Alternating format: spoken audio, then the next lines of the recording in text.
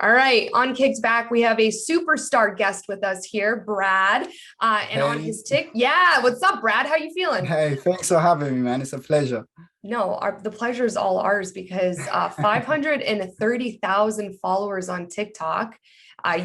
You've created this powerhouse football channel, and I was going through your videos. I remember, my husband and I we were looking at everything you were doing. I think it was your most recent one on Mbappe and Neymar, and I'm like, this guy's so freaking funny, and you have this unreal ability of delivering football news, but also really telling it how it is, like how you were calling Mbappe and PayPal and Mbappe PayPal, FC. yeah.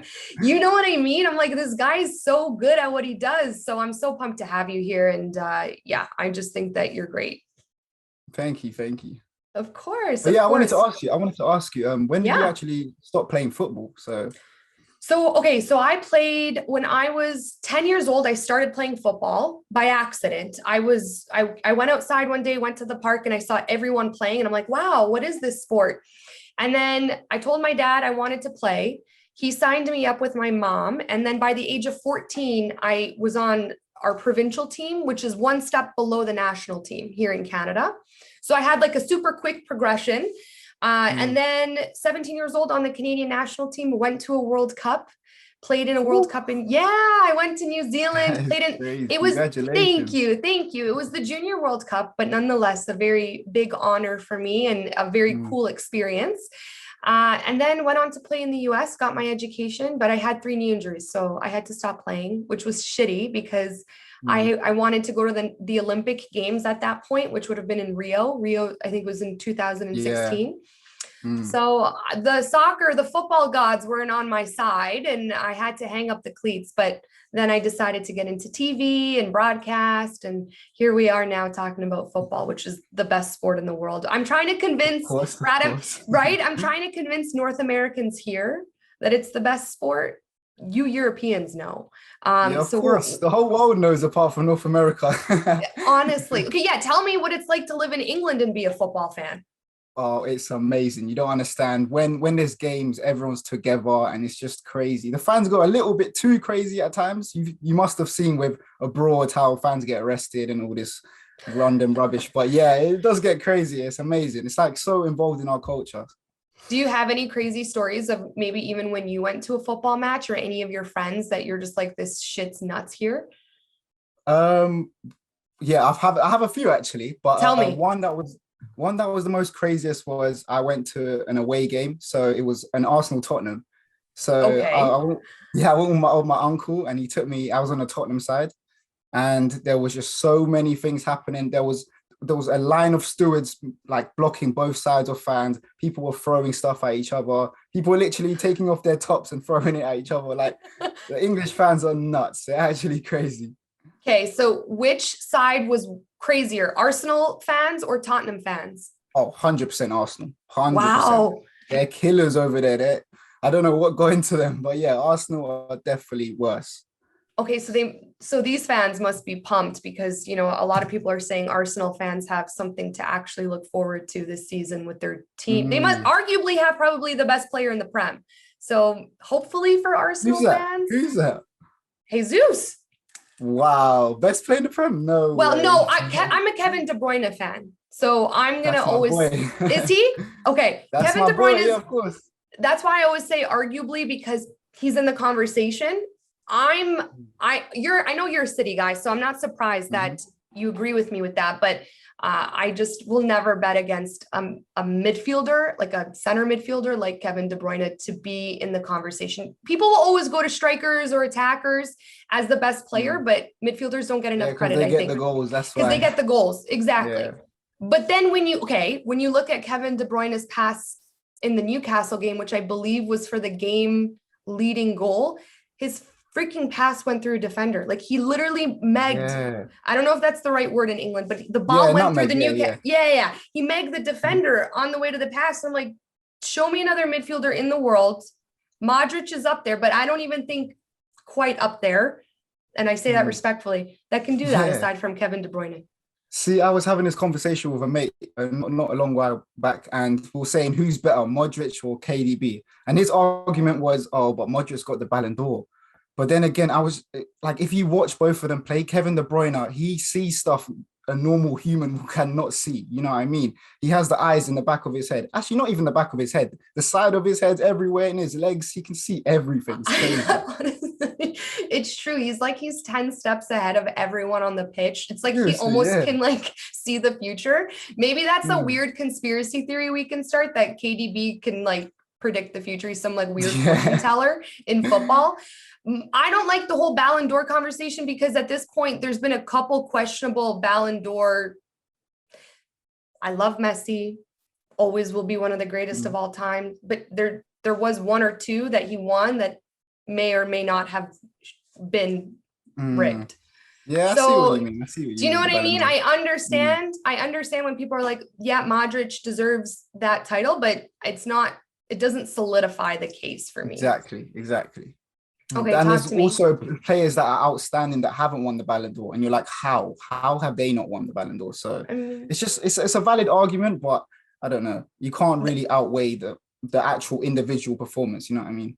that's how I feel about Lewandowski, because, or Mm. even the year Van Dijk was, I mean, we all know the situation Van Dijk's in now, but even the year he was nominated, he had an unbelievable year. It's nice to see when, Amazing, yeah. right? It's nice to see when goal scorers aren't the only ones in the conversation, and like goals and stats aren't the only thing that is super, super important. So Yeah, KDB, definitely. like That's you, what yeah, football's all about. Yeah. I know. Okay, so do you play? Yeah, I do. I have my own team, so yeah, Nice. nothing too Okay, serious, but yeah, I have my own team. what position do you play? So I'm a centre half, centre back. Nice. Yeah. Okay, so if you had to pick between Harry Maguire right now or Virgil van Dijk, who are you picking? Is that even a question? Please, Harry Yeah. Maguire's a fraud. I don't know how he scammed his way into a pro contract. Honestly, that's my Wow. opinion. But Van Dijk is so clear, so clear. I like Van Dijk, and I feel bad for him right now, as I know Mm, everyone, he's like the poster boy of football memes right now on social mm. media. But man, I Yeah, think he's getting it tough right now. and I understand, like, I'm sure you watched the United Liverpool game, but and I know that he should have stepped up to Sancho in that Mm. goal, but I don't know, somewhere in my gut, I don't know if it's because I feel so bad for him and I'm being empathetic, but I'm just like, Yeah. what if he's injured? Like, he came out of that ACL injury. He doesn't want to tackle Mm. for balls. I'm like, what if he's dealing with an injury? But I Mm. mean, then he maybe shouldn't be playing. So I But understand I that just conversation. I don't think Van Dijk is the same player after that injury, honestly, because at first I thought, well, I think he still is the best defender in the world, honestly.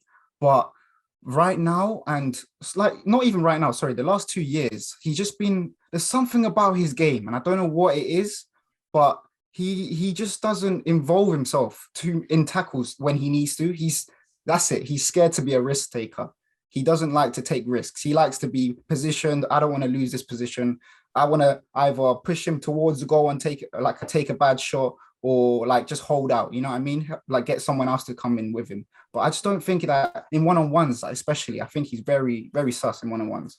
You know what? That's exactly my point to him. Like, is he injured? Or maybe is his confidence gone after that injury? Because if you're not going into tackles, and we all know this after playing football or even having like a slight injury, you're not Mm, going to tackles if you're not 100% confident. And if he's not 100% confident in his health, maybe something's bothering him.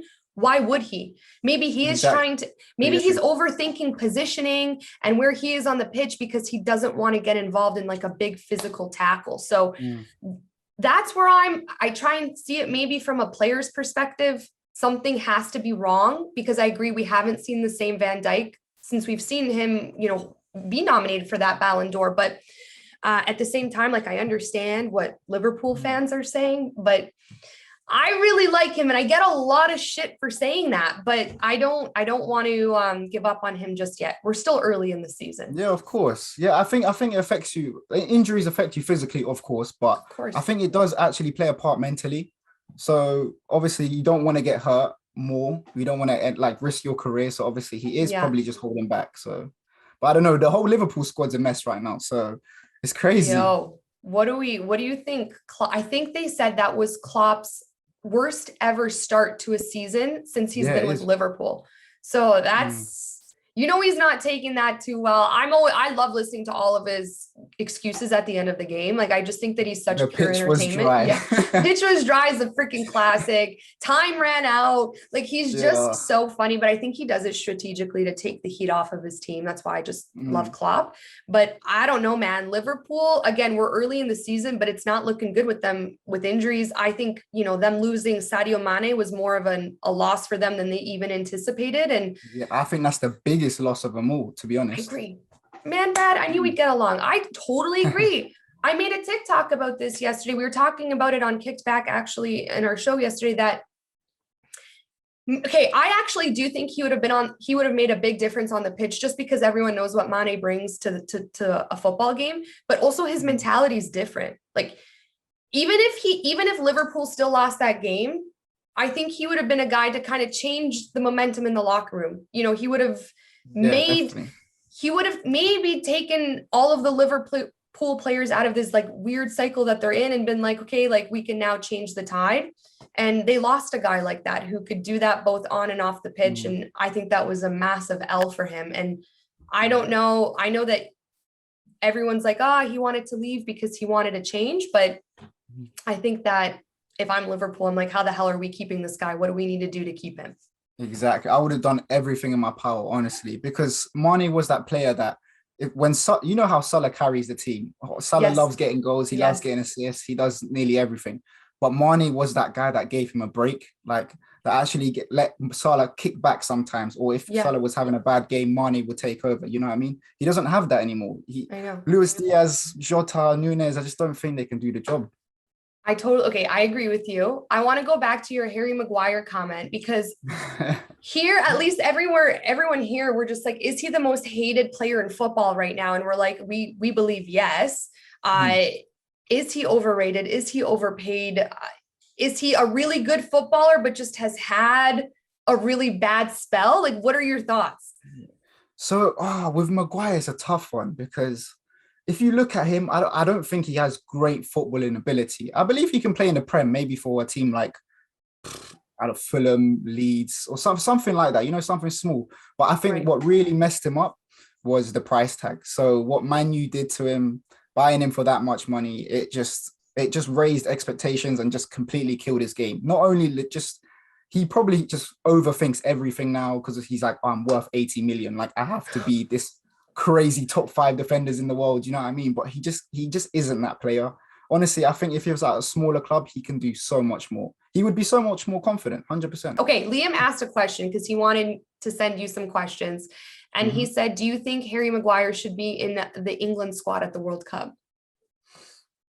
Ooh. Good one, hey? That is a tough one, because in England, he's a different person. I don't know who it is. It might be his twin brother substituting in, but I don't know who that is. It's a different person. So actually, I think he works in the 5 at the back. So I think I would take him to the England squad. Yeah, definitely. How do you think England will do at the World Cup?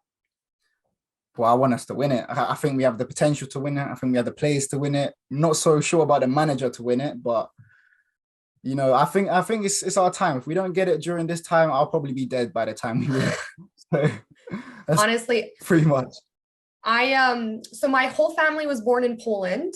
And I'm the only one born in Canada. Okay. So every World Cup, every Euro Cup, I cheer for Poland, always let down. And I say that respectfully. I always want them to do well, but unfortunately, the only one who really ever does anything is Lewandowski. Yes, now for the first, Lewandowski, yeah. I know, no, it's true. For the first time in my life, I get to cheer for Canada at the World Cup, right? Because they've just qualified for the first time in 36 years. Dope. I know, I'm so excited. So I'm so excited, obviously, for those two teams. But growing up, I always wanted England to win.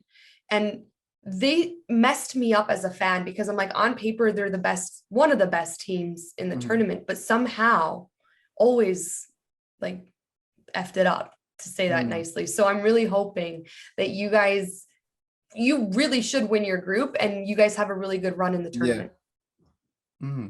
Yeah, I think with England, like back in the day when we had Lampard, Scholes, Gerrard, all of those players, we had such an amazing team. Like on paper, you couldn't get any better, apart from Brazil back in the day. But on paper, we were just so good. But the thing is, I think the rivalries were too much back in the day.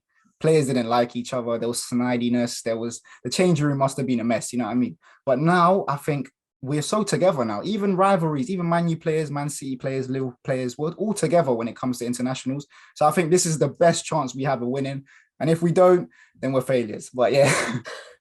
Don't worry, it'll happen for you at some point in your lifetime. You're still young, Brad. It's a bright future for England, hopefully, because then I always say if England does well, it's good for the Prem. If Canada does well, it's good for football here in North America or even the US, right? So I'm always rooting for England. But how did you become a City fan? I get this question so much because, oh, Glory Hunter, you're from London. You can't be a City fan. Exactly. Yeah, I hear it all the time. But the thing is, this is the story. So back when I was younger, my whole dad's side were Man United fans. Yeah. So growing up, all I've known is Man United. And just me, when I was younger, I didn't really understand football. And I was just like, you know what? I want to be a little rebel. I want to go against my family and support the blue team. You know what I mean?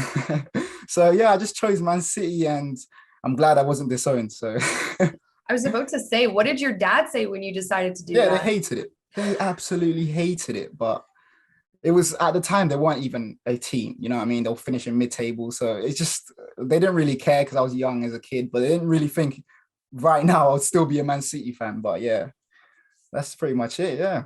And now you're laughing because United I'm on is top. yeah. United a couple days ago was at the bottom of the table, and City's projected to probably win the Premier League again. But the question is, I saw the funniest thing right when Haaland signed with you guys, that he's retired from winning the Champions League at a young age because it'll never happen with City. So can you guys do it when it matters? This year. We're doing it this year. You better clip this because we're doing it this year. 100% I am. Yeah. The signing, okay, this is what really messed me up. I said Real Madrid's going to win La Liga and Real Madrid's going to win Champions League back-to-back because their squad's so good. And their midfield is so good. I'm like, they have the best midfield trio in the world. I'm not betting against them. Well, then what does Casemiro do? What the hell is he doing to me, man? Yeah, I have no idea why he chose Man United. Honestly, I made a video and I'm not quite sure if you've seen the video, but it's hilarious. It's all about money, honestly. It's a money move. It's his last big money move. Why not? That's pretty much it. He's had his fun. He's won his titles. I think he just wanted a new challenge, honestly. Well, I mean, you don't get a bigger challenge than that. I even think that signing in itself, it's so funny. Hey, United kills me because Casemiro didn't even have to step on the pitch to make an impact on that squad because just the momentum of him coming to the club helped them win. Definitely. But I wasn't ready to see him leave Madrid. I think he low-key sold his soul a little for money, which who wouldn't? You're 30 years old. You're probably never making that amount of money ever again in your career.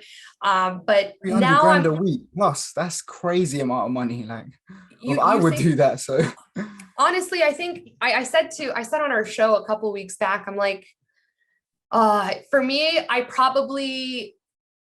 be the stupid one who would stay at Real Madrid and wouldn't take the paycheck because I'd be like purpose and I want to win and I love my midfield trio and Carlo Ancelotti. And then I'd be like, well, why didn't I take a bigger paycheck when I could have? And you never know how many years you have left playing as a professional footballer. So he probably, in hindsight, for him, made the right decision. But I'm very curious to see if he can help United turn everything around. See, I think Man United made the right decision. I don't think he did at all, honestly. He should have stayed and just finished off his career as a Real Madrid legend. But Brad, that's like an excellent point. The odds are the only thing that he may be talked about now with United, if they don't turn it around, is what the hell did Casemiro do? And he's going to have to eventually retire. Whereas if with Real Madrid, he could have potentially won another 2 trophies. Yeah, exactly. He could have added to the cabinet, but we know that he's not getting nothing at Man United. So now with that, the only team I said could really screw Real Madrid's chances up is City in the UCL. So I think that you guys have a solid shot. Watching Kevin De Bruyne and Haaland, I remember saying after that, I think Haaland's debut game in the Prem, I'm like, yo, Kevin De Bruyne went to bed being like, thank you, God, for giving me this striker. Because Any He's ball I literally play playing him, for it. right? It's a dream Mm. for the two of them. I just think that duo is going to be untouchable the more they play together, and especially come Champions League. I think, all of Pep's dreams are going to be answered. Yeah, definitely. Because I think people are forgetting the last 2, 3 years, we barely had a striker. But we didn't have a striker. People were sharing the goals between the team. Like the false nines were just like going into the pockets. We couldn't Yeah. cross the ball. We couldn't do nothing. We were so limited, and we still went back to back in the Premier League. So I've been telling a lot of people this. We're gonna go back to back to back, and we're gonna win the Champions League because we finally got the missing piece of the puzzle, and that's Haaland. You know what I mean? Oh my gosh, you're so funny. You could tell you're such a true fan. I hope, Of course. I hope, I hope you guys. I don't hate City, so I don't have anything against it, against them winning. Aside from my prediction would be wrong. Definitely. Ronaldo, what do you think about him being benched? Because I was thinking about our boy Ronaldo. Mm. All of the star football players in the world right now are having like pretty good starts to their season. We know Neymar, Mbappe, Messi doing really well in PSG, Yeah. Lewandowski, Sadio Mane, Salah. Like, I mean, these guys are all playing. Salah, even though he's not going to the World Cup. Ronaldo's on the bench and the World Cup's 2 months away. Like, this guy's got to be feeling it. Honestly, I think that's the best decision to bench him. I think Ten Hag made a very smart move. This game they needed to win, otherwise the media was going to rip into them even more that they have. So I think dropping Ronaldo gave a lot of youth to the squad. You know what I mean? Helped with a lot of energy, and yeah, it worked. You saw it worked, and especially dropping the virus Maguire that helped so much. Sorry, I hate that guy. Do you think? Okay, obviously everyone's annoyed with his performance when he plays, but do you think he's kind of like a cancer to the team? Do you think he's toxic? Who, Ronaldo? No, both of them, Maguire and Ronaldo. Let's go with both of them. Maguire, 100%. Yeah. I honestly think he makes his team so much worse, and because he wears the armband as well, it's actually criminal to see him wear the armband because there's so many other players that are leaders in that squad. De Gea could have had the armband. Ronaldo, I would have given Ronaldo as soon as he stepped in the front door. I would have gave him the captain armband because Harry Maguire just can't do it. But with Ronaldo, do I think he's a virus? See, the only way I would say he is a problem is because I feel like the team relies too much on him when they're actually playing. So it's like, I think all the youngsters are thinking, okay, on the pitch, we have Ronaldo. Let's pass to Ronaldo. You know what I mean? They don't think about what they actually have to do. They think, oh, Ronaldo's there. Ronaldo's there. He will do something. Let him do the magic. But that's the only problem I see with him. His performance-wise, I think he's been carrying them, honestly. He scores. He does a lot of stuff for them. But yeah, I don't think Ronaldo's the virus. I don't either. I'm a big Ronaldo fan. So I know if I say anything, all of my followers are going to say that I'm biased, but I think United fans need to take a step back and realize their team would have been way worse without him. So definitely. You think Cavani could have carried them that like he did? No way. No way. I know. And unfortunately, when you're that big of a superstar, negative news is always going to fall. The easy thing to do is point at Ronaldo and be like, well, why aren't you having a better season? Why isn't United having a better season? But then when Messi had his first season with PSG last year and he scored 6 goals in Ligue 1, I mean, you can look at Messi and be like, what the hell? But it's just a problem with the team overall. I mean, you can't always look at the star player because, of course. PSG's got some serious drama in that club for many reasons. Well, that team is just shattered because it's individual FC. That's what they should rename it to, because there's no team. Actually, at the moment, they seem more connected. You know what I mean? They're scoring a lot more. They look happier. You know what I mean? I think the media, I got baited as well. The media definitely made Neymar and Mbappe seem like they were gonna start fighting, like fist fighting. But yeah, I think it was all a scam. The media scammed us. Well, I played into that too, because as much as I love football, I love the entertainment side of it too. And when you kind of, when we kind of do a deep dive, and I would pay attention when Mbappe went up to Neymar to try and take that penalty kick. I was like trying to look at Neymar's face. I'm like, this guy's you could tell he's a little annoyed. Like, what are you doing? And even Messi's face at some point. And then the rumor about Sergio Ramos having to split them up in the locker room after the match. You think that was true? I don't know, but I'm going to always play into it because this is like reality TV for me at this point. So Mm. in my mind, all I could think about is what the hell is Ramos saying to Neymar and Mbappe? Because you know this guy's not afraid to throw down. And Of course, also, definitely. and then also what's Mbappe and Neymar's reaction? Because if I had Sergio Ramos, like, you know, potentially like flipping me upside down, I'm not Yeah. saying a single word. Yeah, So I'm kicking back. I'm saying, sorry, boss, do your worst. I'm not involved. That's what I'm saying. honestly, which makes me think if that was true, maybe it is because the next game they came out and they all had like stellar games. Do you think that Mbappe is a virus? No, I don't think he's a virus. He is the superstar. PSG is. I think PSG is all PSG's fault, to be honest, because I don't care who you are. You give power to a young kid. Like for example, myself. If someone gave me that much power and I was a superstar, everyone loved me. You think I wasn't going to cause problems? Everyone would cause problems. It's human nature, you know. So I think PSG giving him too much money, first of all, power, being the sporting director, all of this stuff has definitely got to his head and made him go crazy. And I think Neymar and Messi were there to like calm it down, maybe, humble him a little bit, like make him remember he's playing with the big boys. You know what I mean? You got to remember that. So yeah, I think that's what happened. I think they just squashed it because Neymar and Messi just talked to him and just was like, you can't be like this. You know what I mean? Mm. I hope so. I hope so, because I think it was Rooney who said it best. Mbappe has to remember that when Messi was his age, he already won a couple Ballon d'Ors. Yeah, So exactly. you know what I mean? I hope so, because before all of this drama, I had really no problem with Mbappe. I was like, yo, I hope this guy kills it at the World Cup. I hope he kills it Mm. with PSG. Congratulations on your paycheck. He has a partnership with the NBA. Like, he's killing it. Yeah. I just hope he's not. I hope his head hasn't gotten too big, Mm. which could have happened. Yeah, it would be sad to see his career finish because of his ego. Like, honestly, Yeah. that's the worst way. We've seen it happen to Dele Alli, Lingard. We've seen it happen to who else? Quite a few players. It's just sad to see because they don't reach their potential. And that's what we as football fans want to see. We want to Oh my see what you gosh. can do. Exactly. Who do you think is going to win the World Cup? So honestly, I want England to win, but I think Messi's got it. I think it's Messi's time. Argentina are going to win the World Brad, Cup. you and I are probably the only people who think this, who are like No way actual. you think Argentina. I swear to God, go look at my videos that I've posted like 6 months ago, even. I have said this since their new coach came in, since they won the Copa America. I've said, they have experienced players. I think Di Maria is always under the radar. I don't think people pay attention to him nearly enough as they should. Messi, I think he's going to find another level in his last ever World Cup.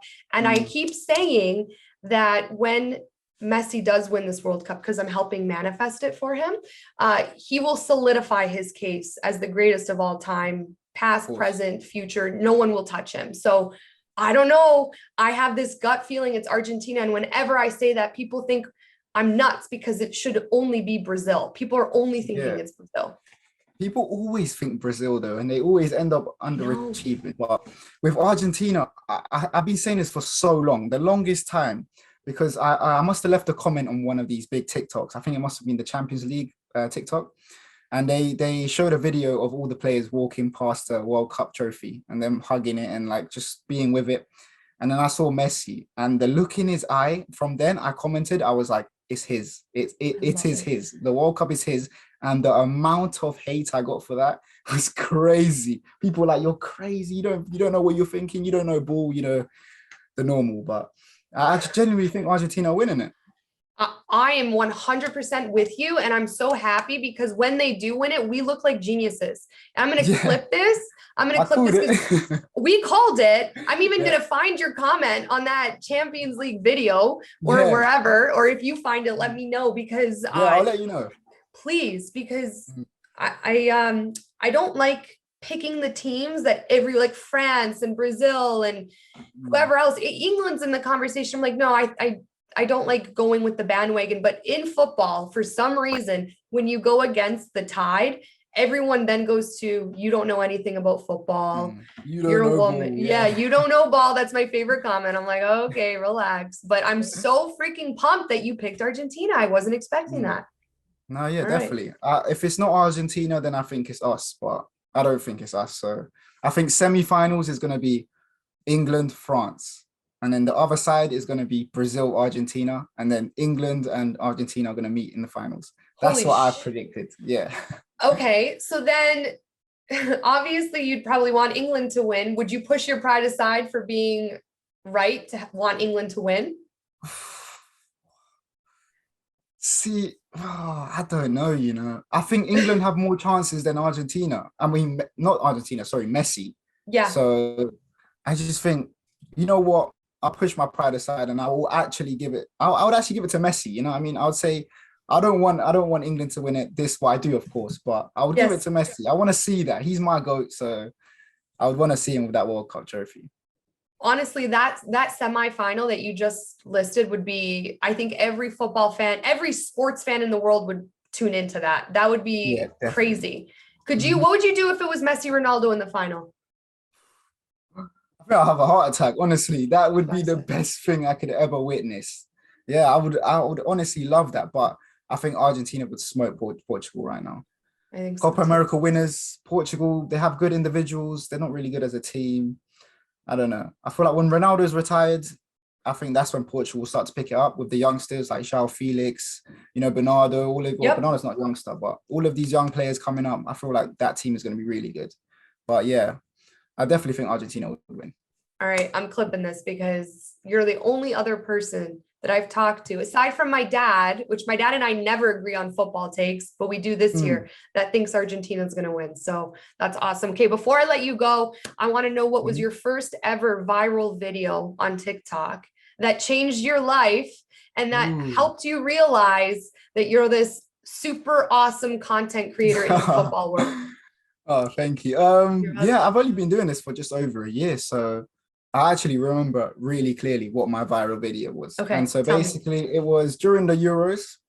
You know how England had such big hype. Yeah, I was making a lot of videos, yeah, about England and just the Euros and stuff. But then there was one video, and that video was me absolutely ripping into Declan Rice. I didn't think he was a good player, honestly. I thought he didn't know what to do. He was a crab. All he knew was passing sideways. That's what I thought he was. But then there was a video that came out, and I think it was the game against, I can't remember, but it was I think the quarterfinals, and where he just completely ran the game. His attacking play was amazing. Like his ability was so good. He was passing out right, he was intercepting. And then that's when I made my apology video, and then that got like 1.5 million views or something. And I was like, whoa, this is crazy. I've never seen such numbers in my life. So yeah, that was my first viral video. Do you remember how many followers you gained from that video? Oh, so I must have been during the Euros, I must have been on like around 50K. And I think after the Euros, I hit 120. So Good for you.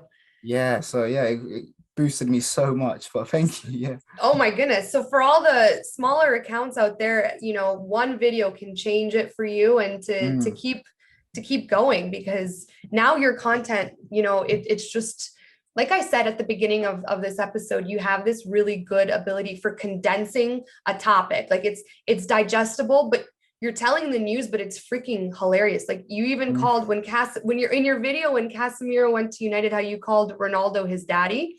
These these little things that you say are so funny that it makes me want to keep watching. So I can't wait. I feel like after the World Cup, you're going to be at like 1.5 million. So That's the dream. don't That's the dream. forget I'll about hold us you to when that, you yeah, Caroline. I'll hold I that will. to you. I promise you, you will.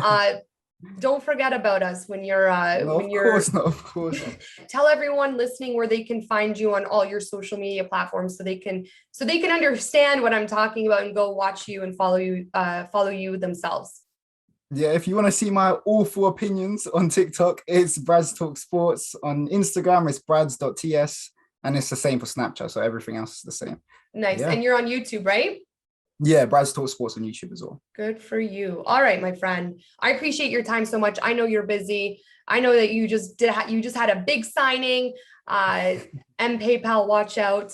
Brad Talk Sports is coming for you. But yeah, thank you for your time. Anytime you want to do this, if something crazy happens, you let us know. And I'm hoping that our both of our football communities now like merge. So thanks, Yeah, Brad. thank you for having me. Oh my I goodness. really enjoy your content as well. Sorry, Oh, go on. no, go ahead. Sorry, go ahead.